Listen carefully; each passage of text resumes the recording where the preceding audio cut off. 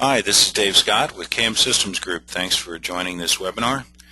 This is an encore presentation of a webinar originally presented to the Project Management Institute Earned Value Management Community of Practice on January 16, 2013. The topic is Agile Earned Value Management for Government Projects. So there's no question that Agile as a development methodology is rapidly increasing in use, and for good reason. It's a very effective methodology in which to really focus customer requirements on the highest amount of business value that can be delivered, and then delivering that functionality in a timely fashion. But there has been a lot of talk about whether or not earned value management is, as a project management discipline, is compatible with an agile development methodology. And if it is, does it add value to agile development projects? So that's really the topic of this conversation, this webinar, and I believe that it does. I think it adds significant value to agile projects, particularly for government projects, which are, at the end of the day, have a unique set of requirements given the government stakeholders. So let's move on. First, I want to just briefly give you some information on who we are. So this is KM Systems Group. We were founded in 2003. Our real focus is creating value through the use of earned value management. And we have expertise in helping customers understand their requirements for earned value management, helping them design and implement systems, supporting integrated baseline reviews. The integrated baseline review, or IBR, is a key part of the earned value management process, and it sets what's known as a performance measurement baseline for technical performance as well as cost performance and the schedule. So this is the baseline in which future performance measurements will be made. And then we have earned value management system support for certifications and validations where the contractor is required to have a validated or certified system. And we also provide analysis and oversight for earned value management systems as well as reporting. And you can, on the right-hand side, you can see some of the customers in which we've worked with, a number of federal agencies, the Department of Defense, as well as government contractors that support those organizations. We are a Project Management Institute registered education provider, and today we've provided more than 150 EVM courses to over 3,000 students.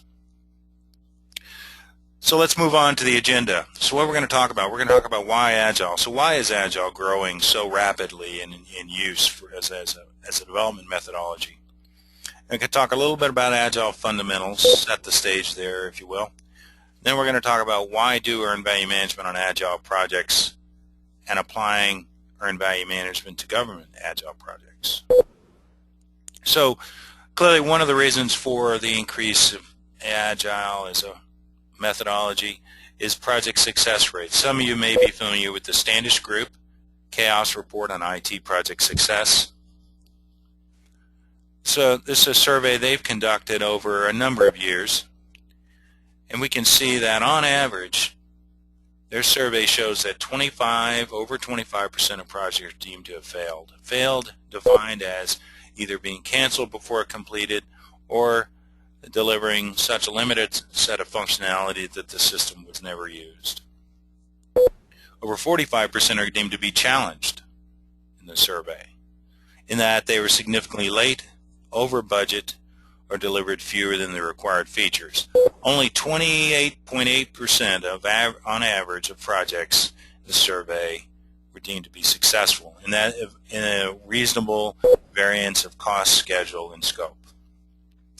One of the factors that Jim Johnson, chairman of the Standish Group, in the quote on the right identified is that if you add layers of red tape, too much governance processes, too much compliance requirements, it's going to bog down the project and not going to be able to move forward fast enough to realize the business value that was originally agreed would be delivered through this project.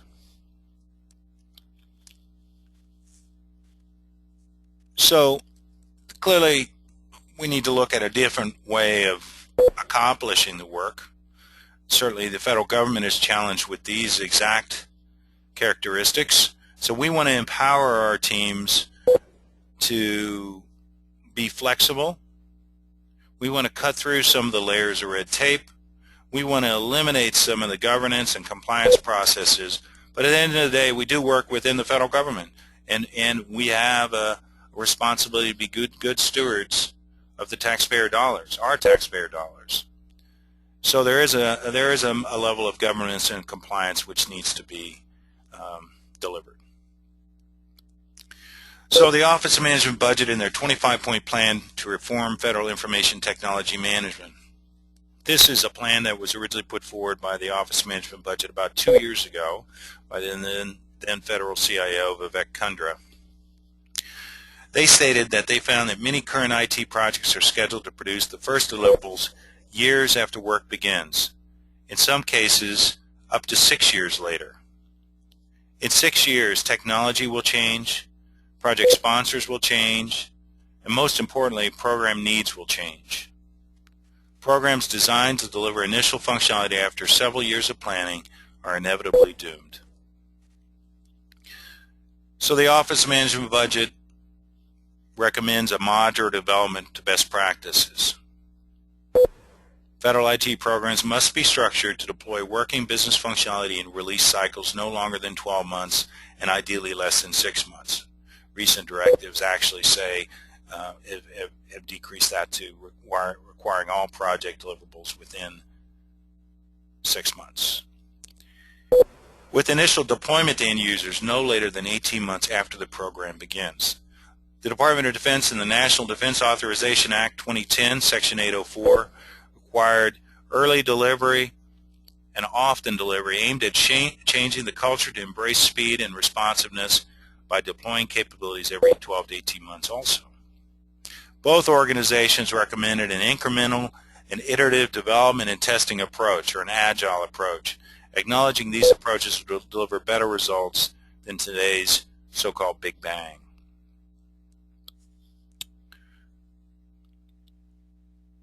In fact, in the case of the Department of Defense, in their analysis, the full acquisition life cycle takes on average 81 months to deliver and deploy the functionality that these critical programs require. So this is a significant change for both organizations to move to deployment cycles of 12 to 18 months. As a measure of that growth, the PMI in a survey, March 2012, Pulse of the Profession, they saw a tremendous increase in the desire for organizational agility, leading to increased adoption of agile methodologies and extreme project management methodologies. 27% of respondents said they use agile, 20% use extreme project management, which is a version of an agile methodology. Now I'd like to just contrast and compare waterfall project management versus agile project management. On the left-hand side, we see the iron triangle, as it's known, for waterfall. We can see that we have, traditionally in a waterfall approach, we have a fixed scope. We have a very defined set of requirements. And we have a targeted cost or budget for those delivering those requirements and a somewhat flexible schedule. On the right-hand side, we contrast that with an agile methodology. Agile is generally considered to be time-boxed in that we have a fixed schedule. We're going to deliver a release to a customer on such and such date. And we know how much it's going to cost us to deliver that functionality, because I have a team, and the team's working a regular schedule against that release date, so I know exactly what it's going to cost me. But what's flexible is the scope. So in Agile, my scope is flexible. I have the ability, working with my customer, to redefine the requirements, prioritize requirements, really to deliver, and oftentimes sort of the 80-20 rule, the 80% of the functionality that's required by the customer that's going to deliver the most business value. Some of the Agile core values are identify value and eliminate waste, prioritize features, deliver early and often, constant inspection, and empower the team. Some of the Agile principles are are smaller, more nimble, autonomous teams. The team can modify features so they're empowered, receive early customer feedback, and identify failures fast. I think it's probably one of the most important aspects of the Agile methodology. I'm constantly reassessing requirements with my customer, showing my customer what we've developed so far, getting their feedback, and really with an eye to if I'm not successful or I'm not delivering what the customer wants, I want to know sooner than later. In a traditional approach, I may not know until I'm well into the actual development phase of a waterfall approach whether or not I'm meeting the customer's objectives. Within the iterative agile environment, I'm going to know very fast, which is extremely important. Now I'd like to just talk a little bit about the Scrum process. Scrum is one of the Agile methodologies. There are a number of Agile methodologies. They all incorporate some features of agility and iterative development processes. In Scrum, I develop a product backlog, which is my list of features, if you will, or requirements that I've agreed with my customer, and I prioritize those features based on discussions with my customer and agreement of what's going to deliver the most business value. I break those requirements or features down into sprints. Sprints are typically excuse me, 2 to 4 weeks in duration. They can be longer depending on the organization. But it's important that a sprint encompasses the entire development life cycle, from design to development to testing within that sprint cycle, with the objective being a potentially shippable product at the end of that sprint. And then I also have a daily Scrum meeting in which it's typically a 15-minute stand-up meeting in which I'm going to meet with the team, identify what was accomplished the prior day, what was scheduled to accomplish today, and if there are any issues or problems that we need to be aware of that we can all strategize and figure out how to get past. A little bit more information on the Agile methodology. Releases are set by deadlines and business requirements. As previously stated, releases are built from a backlog of prioritized feature. Each release is made up of multiple sprints. Sprints are typically 2 to 4 weeks in duration. Features are assigned to iterations and are decomposed into user stories. A user story, I'll give you an example. So if my feature is a welcome screen and my user story is I want to enable a user to create a new login and password, that's my user story. And then I'm going to with my team, I'm going to measure the relative, or I'm going to come up with a relative measure of complexity and effort for that user story.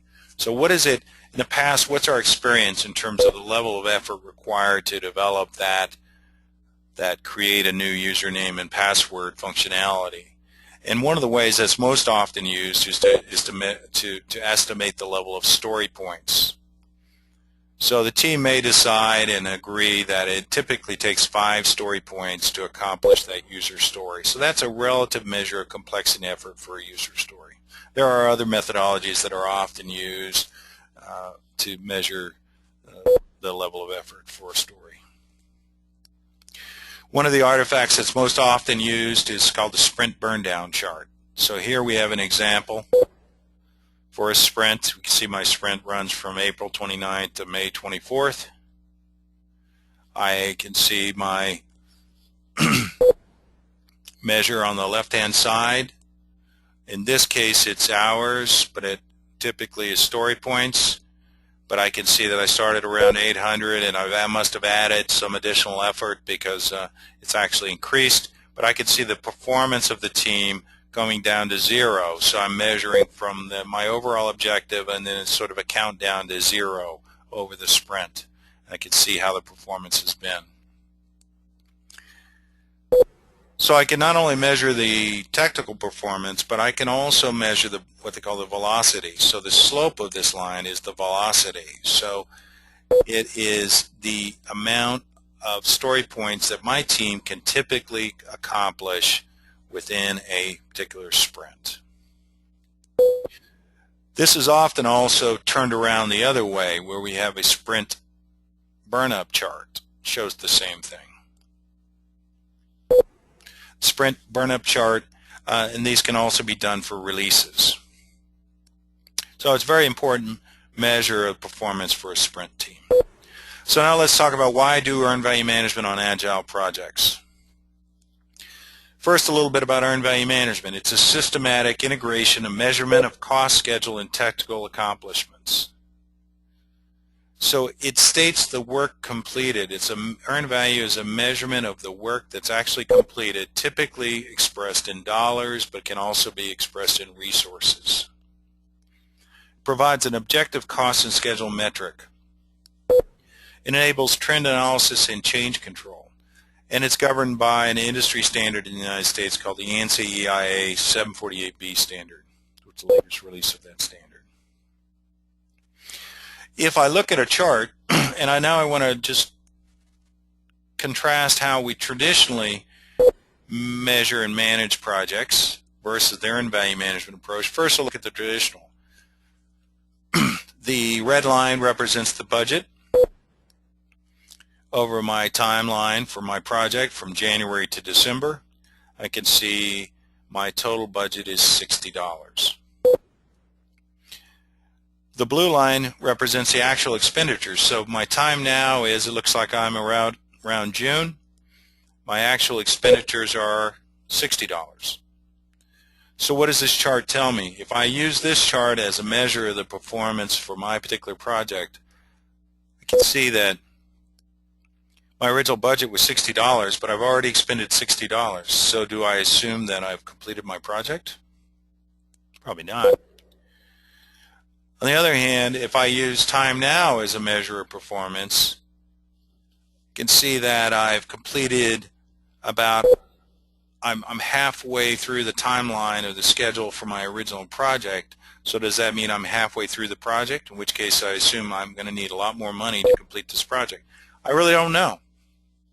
That's where earned value management comes in and is really helpful. Here I have my plan value in earned value management terminology. That's effectively our budget. We can see our budget is $60 at the end of that schedule on the red line. I can see my actual cost as before, the blue line. I've spent $60 time now. I can see if I extrapolate that on out where I'm going to end up from an actual cost standpoint. And I can see my earned value. So this is the measure of the actual work accomplished, the black line. So I've earned $45. So I've accomplished $45 of the actual work originally planned. Excuse me. But I have expended $60 to accomplish that work. So my cost variance is $15. I'm negative 15. If I take 45 and I subtract 60, I come up with my cost variance of negative 15. So I'm over cost. If I take my earned value though, and I say, well, I accomplished $45 worth of work, but I had originally planned to accomplish $30 worth of work, then I'm actually ahead of schedule by 15. So in this example, I'm ahead of schedule, but I'm behind from a cost standpoint. So I can see that my forecast is that I am in fact going to need $120 more in resources to accomplish this project. So why should I use earned value management for Agile projects? Well, how do I realize the significant benefits of modular development or Agile and still comply with my office management budget, my federal agency, my Department of Defense program reporting requirements? Also in the federal government, major IT investments are planned and appropriated based on a full acquisition life cycle. So everything from requirements to design to development to deployment and the operations and maintenance all get rolled into that overall appropriation or budget. Even though my Agile methodology may only really address my development requirements, how do I look at this in terms of the overall acquisition lifecycle? And how do I roll up multiple Agile projects for program level reporting requirements like the Federal IT Dashboard? The Federal IT Dashboard is a public website that was posted by the Office of Management Budget, in which all federal IT programs are required to report their cost and schedule performance on a monthly basis, so the public can see how they're spending our dollars. But one of the challenges is in the Agile methodology, if I'm measuring velocity, it's not necessarily valid to be able to roll up velocity for multiple projects to get an overall program level view of performance, and it's not going to show my cost. But earned value management will enable that. More importantly, how do I answer my boss's questions? When will it be done, and how much is it going to cost me now? One thing's for certain is that given today's budgetary environment, the increased pressure that federal agencies and the Department of Defense are under to do more with less, transparency and oversight trends are going to continue to increase. Starting with back in 1995, the GAO, the Government Accountability Office, developed a high-risk list of government projects to try and give us some visibility into performance. On through to OMB A11 Part 7, around the 2002 timeline, whereby the Office of Management Budget, this is the policy directive which requires the federal agencies report or implement a performance-based measurement system based on earned value management. On through to today, the Federal IT Dashboard, where, as we mentioned, federal agencies have to report project performance on their major IT investments.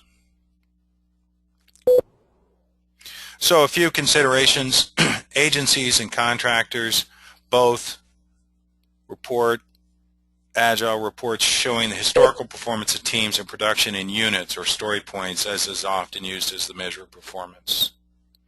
So Agile is very effective from a sprint basis at looking at performance. I can see between today and only 4 weeks down the road, I get a clear visibility to what is going to be produced, what our objective is during that period of time, and I can measure that. But the traditional Agile reporting methodologies are not necessarily the most effective for managing releases or projects, as they're known, or programs. Agile EVM will present costs as related to measurable units of production. One of the other issues that I've highlighted here is that velocity is not necessarily a reliable metric to use for forecasting for government projects particularly. That's because what have we seen in lots of discussions with organizations within the federal government that are using an Agile methodology is that teams are not necessarily stable. A key resource may get pulled off to do break fix on another project. Or I may have turnover in my team requiring I get new team members have to come up to speed with the project, in which case for a period of time until they come up to speed, I'm not going to be performing at the same level as I was before. So there are a lot of different reasons why velocity may not be a good measure of performance, at least looking forward out over a project life cycle or a program life cycle. For a government contractor, Agile also doesn't address contractual earned value management reporting requirements. Typically, for development, modernization, enhancement projects or DME projects, they need to do earned value management reporting for anything over $10 million. For Department of Defense, it's typically $20 million. And for the agency itself, they still have the requirements as required in the Office Management Budget Circular 11 Part 7, which requires the implementation of that performance-based measurement system based on earned value management. So now let's just move forward to the last part. How do we apply earned value management to government Agile projects? So here I have a quote from the great Yogi Berra, famous Yankees baseball player. If you don't know where you're going, you'll end up someplace else. So we're going to talk about planning. Mike Cohen, one of the founding members of the Agile Alliance, great book, of his called Agile Estimating and Planning. He says plans guide our investment decisions, plans help us to know who needs to be available to work on a project, and plans help us to know if a project is on track to deliver the functionality that users need. The Office Management Budget did provide some guidance in June of 2012 in a paper called OMB Contracting Guidance to Support Modular Development. They identified several key elements. One critical success factor is the use of an integrated program team, or IPT, requiring collaboration between the agency IT organization, the program itself, the acquisition teams, the finance organization, design, resource, and managed investments, and their stakeholders. Required a modular approach to define high-level requirements, prioritize requirements, refine that continually engage with stakeholders in collection of feedback. But they still require the use of an investment business case, which is presented in what's called the Exhibit 300, which estimates the cost and schedule performance baseline, and they require the achievement on average of 90% of the overall goals that are identified in that business case. Investments are divided into standalone projects of 6 months or less in duration, which deliver a functional system within that period of time. So they should be standalone projects of 6 months or less in duration. This is also known as a release. Investment data is submitted and reported to the Office Management Budget with the agency annual budget requests and periodically through the budget formulation process, and then cost and schedule performance is reported on an investment basis on a monthly basis to the Federal IT dashboard, as we talked about earlier. In addition, then down at the project level, the OMB guidance is that each project must have its own cost estimate budget, identifying full schedule, performance expectations, and key deliverables for the product or capability to develop and deliver. Projects may be completed sequentially or in parallel fashion. We'll talk about that a little bit more. Here's an example that's provided in the OMB paper for an investment system N. We can see it's made up of 6 projects on the left-hand side: planning, base system, reports, application interfaces, enhancement to application Z, and interface between application X and application Z. Those projects are made up of a number of activities. Those activities may be, in fact, sprints or iterations.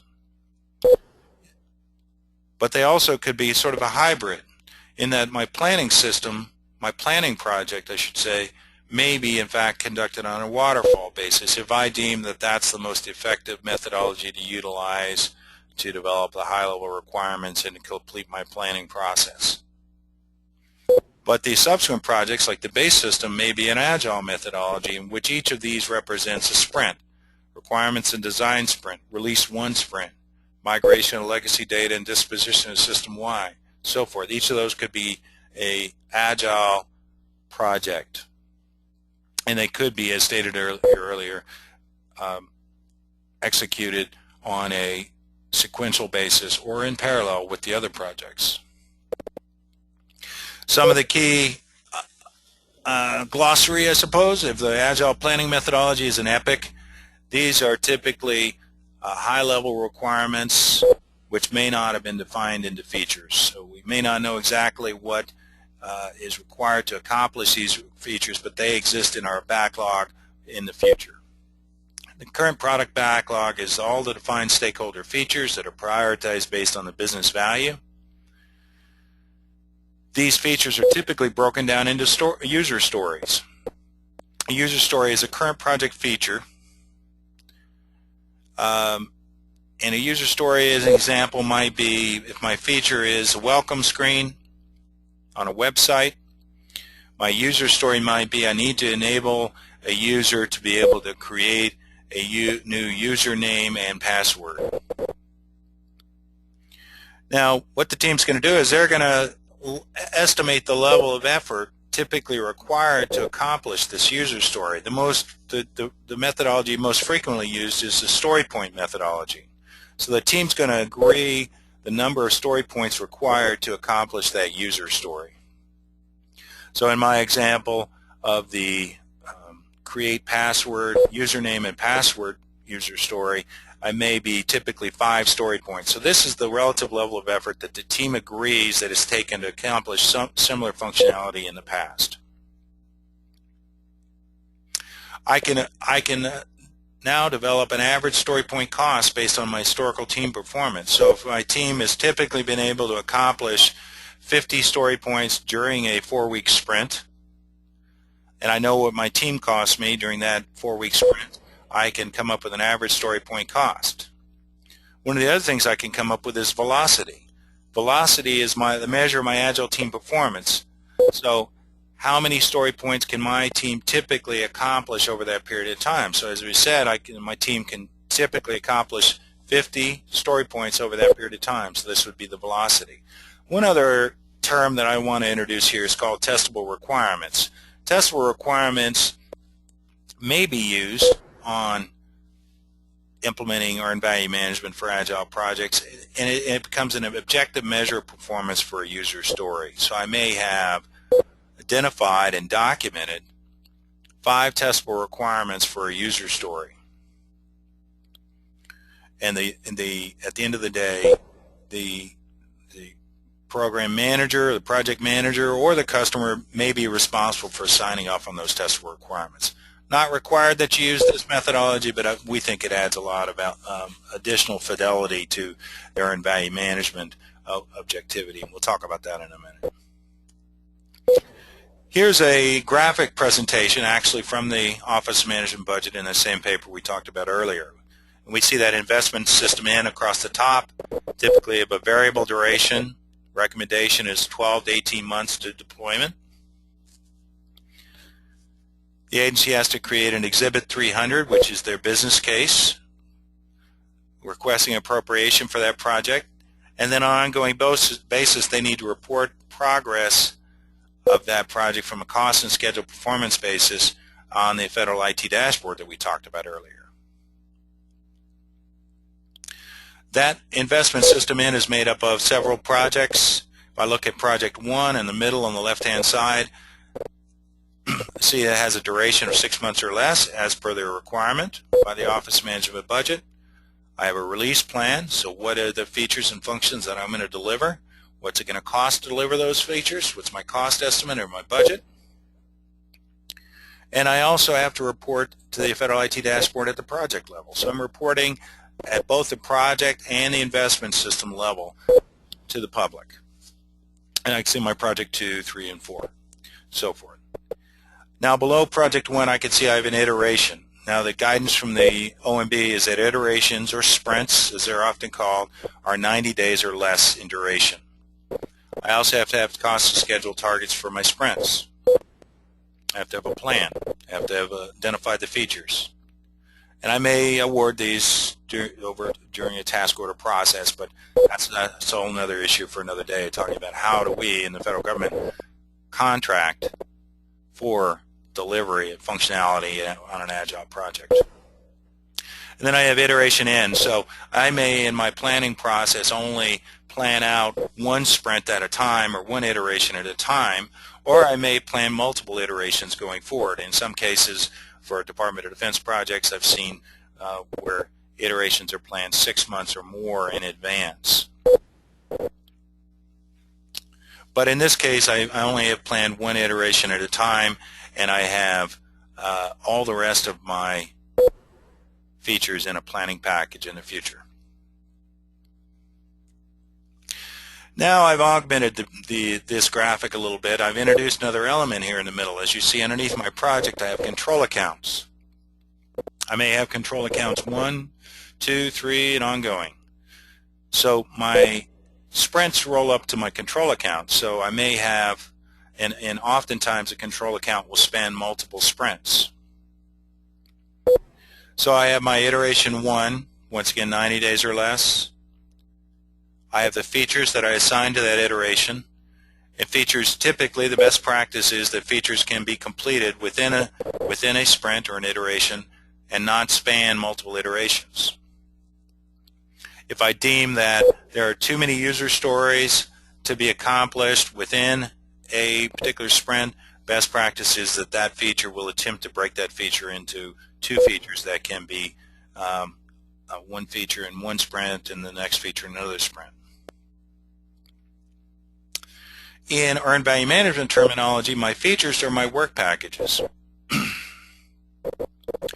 So my features or work packages are assigned to my control accounts. Then below my iterations, I have my user stories, my story points, which really are the means in which I come up with my budget.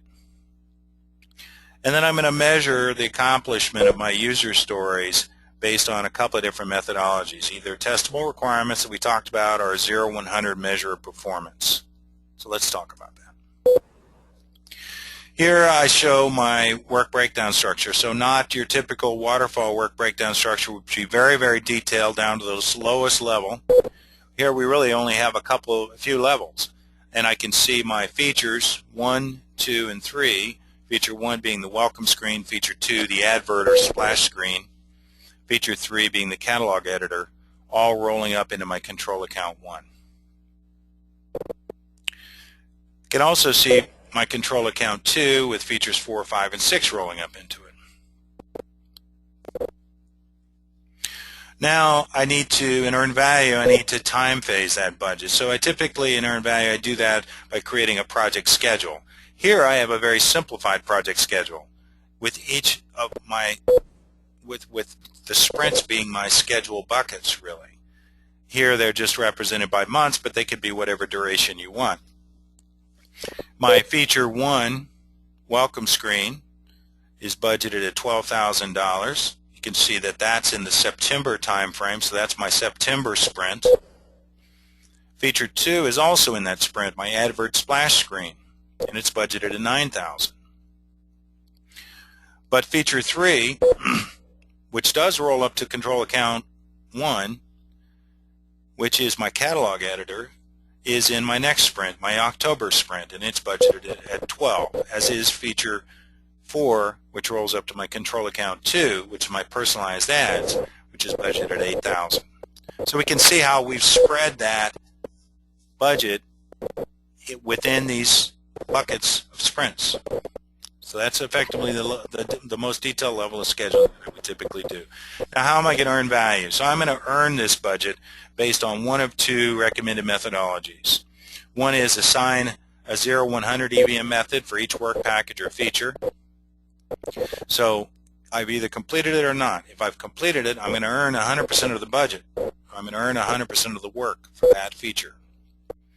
Or I'm going to use testable requirements. So maybe I've identified 10 testable requirements for that feature and documented those. My program manager has signed off that I have in fact accomplished 5 of those testable requirements. So 50% complete for that particular feature. So the advantage to this approach is, 1, it's more objective, and 2, it allows me to, if I don't complete a feature within a sprint, it allows me to get partial credit for the work that was completed during that sprint. Now, in terms of my reporting and measurement, I'm typically going to report at the control account level, and I'm going to report at the end of each sprint. And I'm going to do that by updating my work packages or my features utilizing one of these methodologies. So here I can see in my earned value management system that I've done that. I've highlighted here that feature 1 is complete. I can see the little check marks there that say it's complete.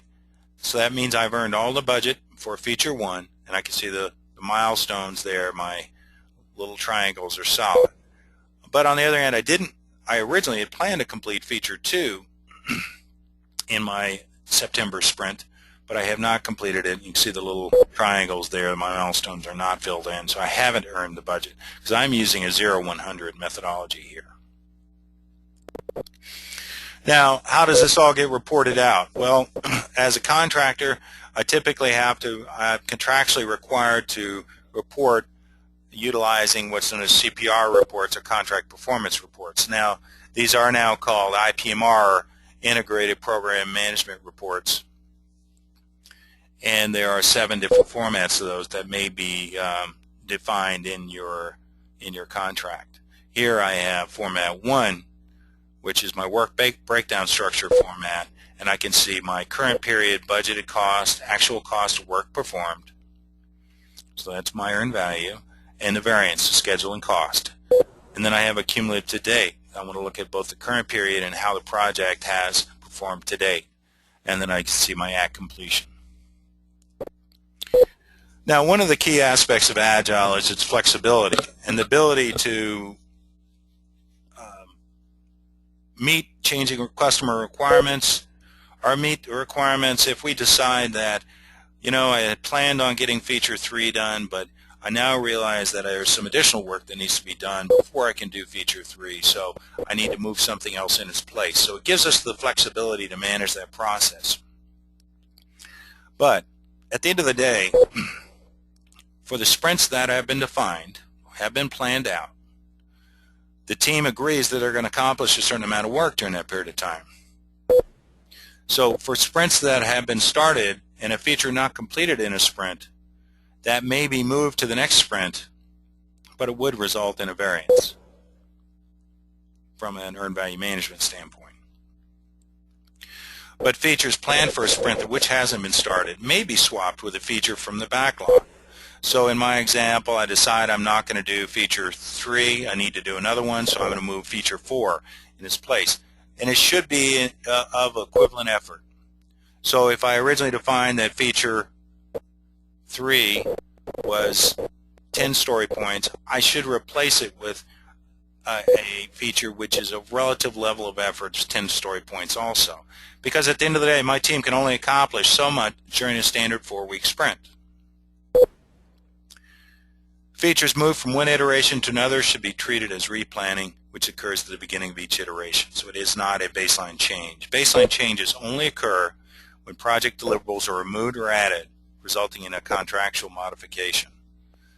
So in conjunction with my stakeholders, my customers, if I decide that we're going to remove functionality or I decide I'm going to add functionality, that really results in a modification and should be recognized as such.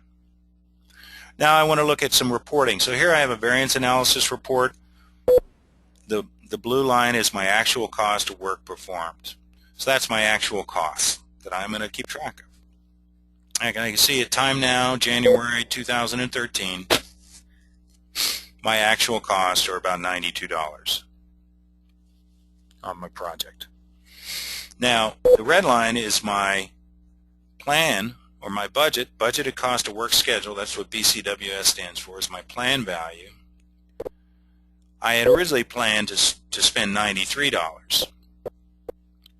So I'm not doing too bad from an actual cost standpoint. My actual costs are actually $1 less than my plan cost. So I'm under cost. But my green line, my budgeted cost of work performed, also known as the earned value, is lagging significantly. So I've only accomplished $81 of the work that I originally planned, which was $93. So if I take my $81 minus my $93, I can see that I have a schedule variance. If I take my $81 minus my $92, I can see I have a cost variance. So I'm behind schedule and over cost both.